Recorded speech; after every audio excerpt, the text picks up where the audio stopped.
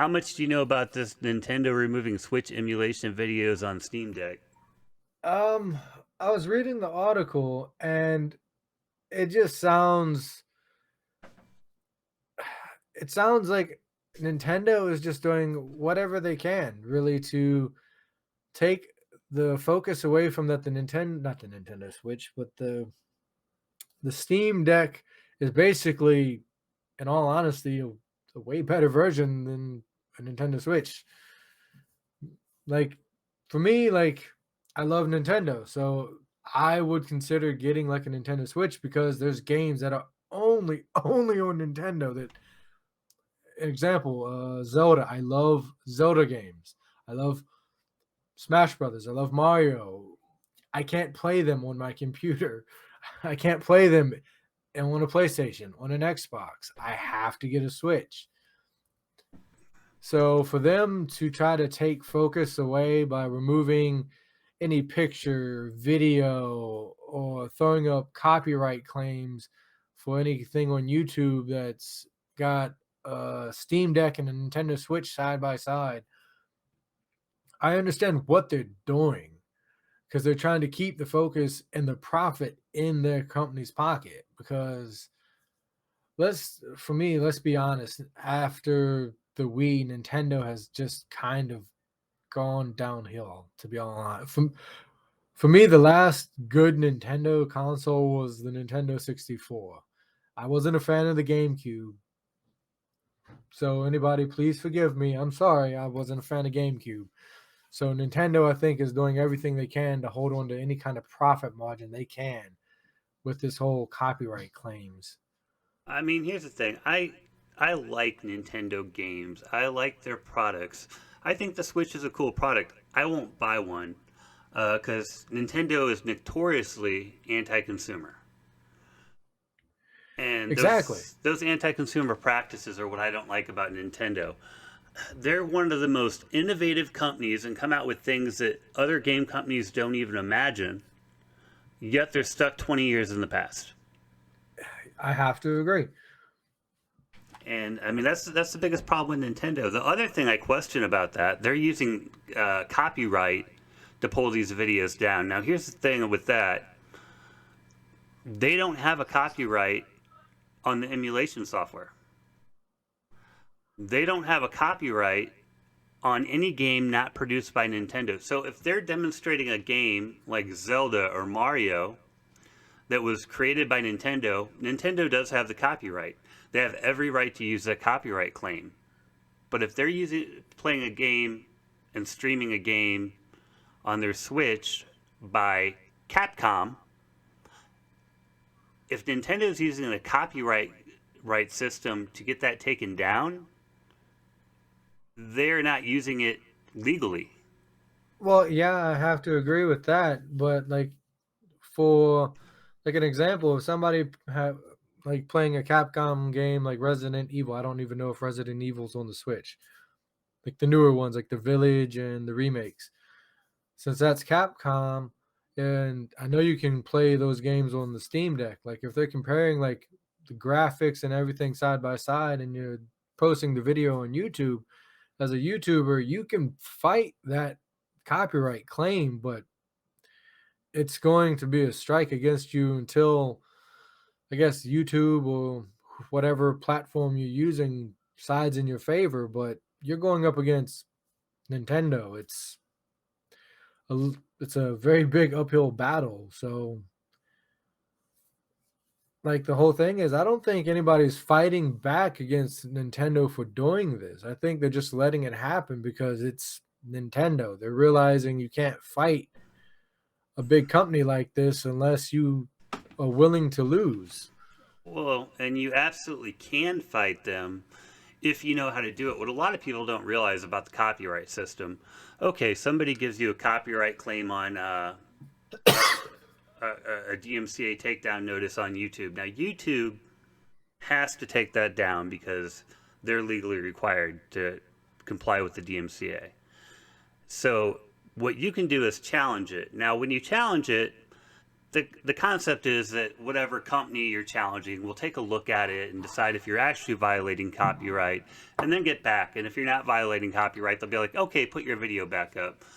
Or what I imagine in most case happens with big companies, they're like, huh, we got challenged, no, click, and they challenge it back essentially. At which point in time you can challenge it again. They either have to put your video back up or take you to court. Now, I would be perfectly willing to let Nintendo take me to court over a copyright they don't own and then countersue them. Yeah, I can see that, but a lot of people, it's like once you hit that whole okay, they're taking me to court kind of thing, a lot of people are going to back off Well, right, court's because scary, it's one, stressful. yeah, it's going to cost you money, it's stressful, and God knows if by some chance that you lose, God knows what Nintendo, their lawyers will decide to do against you. But I would do it, and that's not like I have a lot of money or anything. Um, I am about proving points, and that is a point that I truly believe needs to be proven in Nintendo is they don't control everything. Like I said, if it's their game, they published it, they have every right to have it taken down by copyright. It's stupid because it's actually giving them more exposure, which is why most game companies don't do that. There are a couple stupid ones. But yeah, it just doesn't make sense. Well, I have to agree. Like for me, it's pardon my language. Like it's honestly a dick move on Nintendo's part Absolutely. because yes, granted, the Steam Deck is, I would say it's a great idea. And this is in my opinion, it is basically what was it, a PSP on steroids? Is like the best way to describe it. Because PlayStation brought out a handheld what years ago?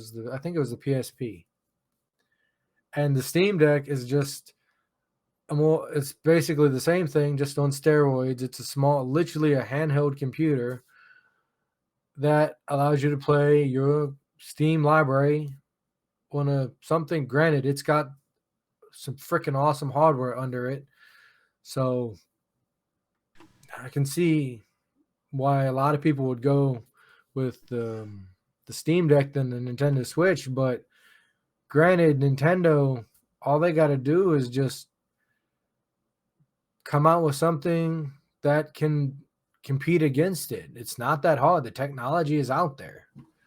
Yeah, but Nintendo only likes to release a product every 15 years.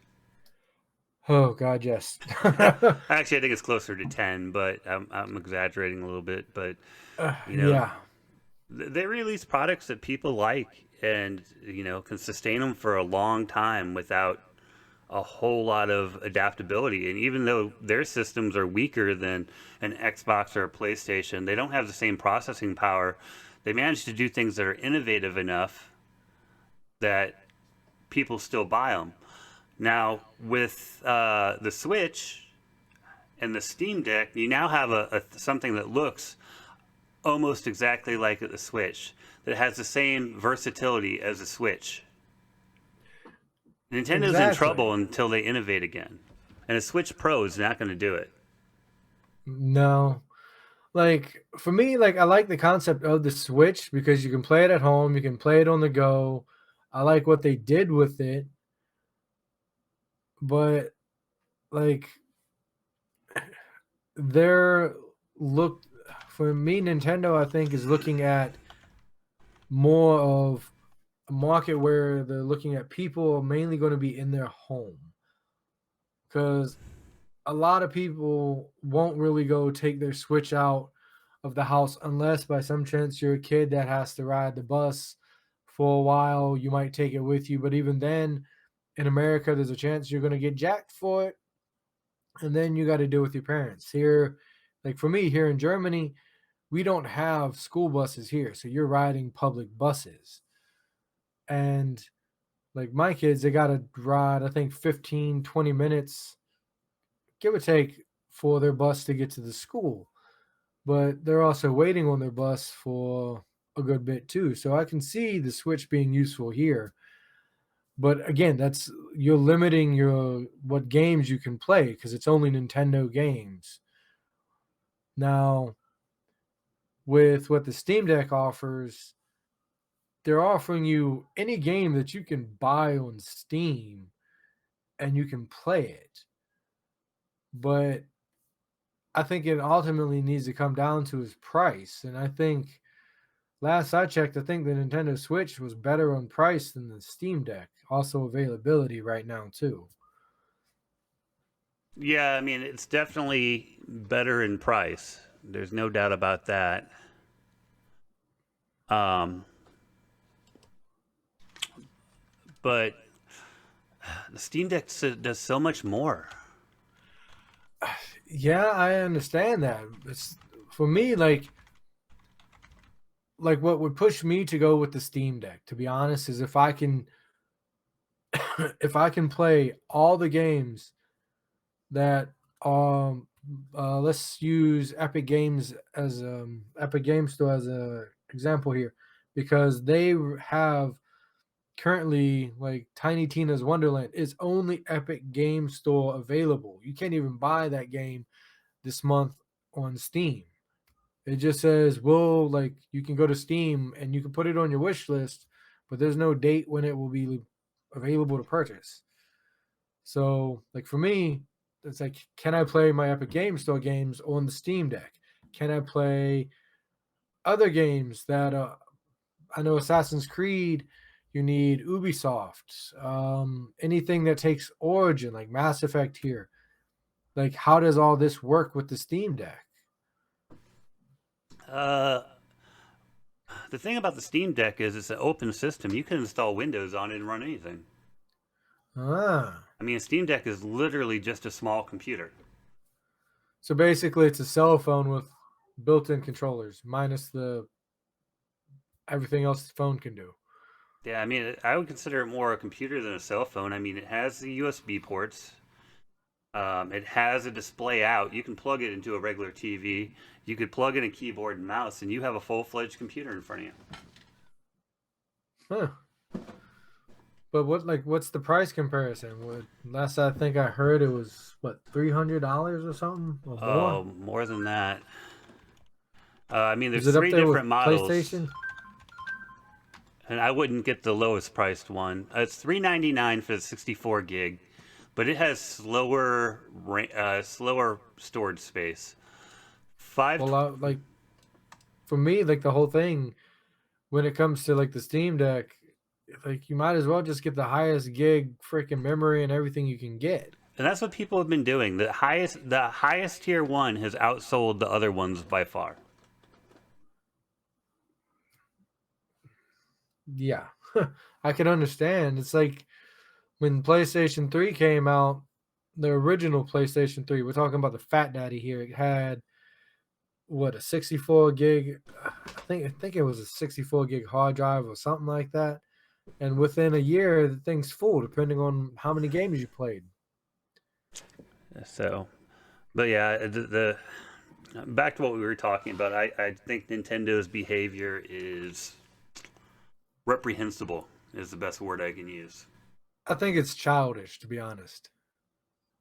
You're a company that's been around for so many years, like, and you are anybody that's as old as we are can. If somebody asks, "Oh, do you know Nintendo?" Yes, we know Nintendo. We grew up with them.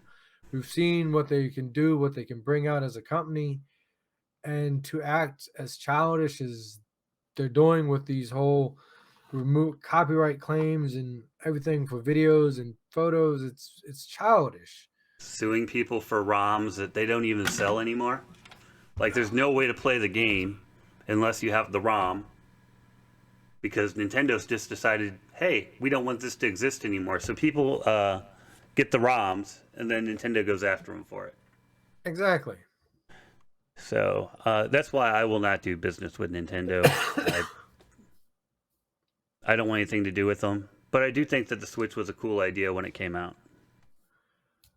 For me, like the only reason I would go like get anything from Nintendo, like it would be a Switch, but that would literally be to only play Mario or Zelda because I love Zelda, and that's about it. But I can't see paying the price that they want for a Nintendo Switch. And that covers roughly half the price for a PlayStation 5 or Xbox. My wife wants to get one just to play Pokemon. Oh God. I'm like, seriously, you want to spend like $350 to play Pokemon? Yep. Okay. I can't say anything. I would spend the $350. Well, I can't say I would buy it brand new. I would buy it used, and I mean used. I would scour my local freaking market online and find one that's roughly like €100 or something. I don't care. It doesn't have to be OLED. As long as I can play the new Zelda on it. That's all I would care.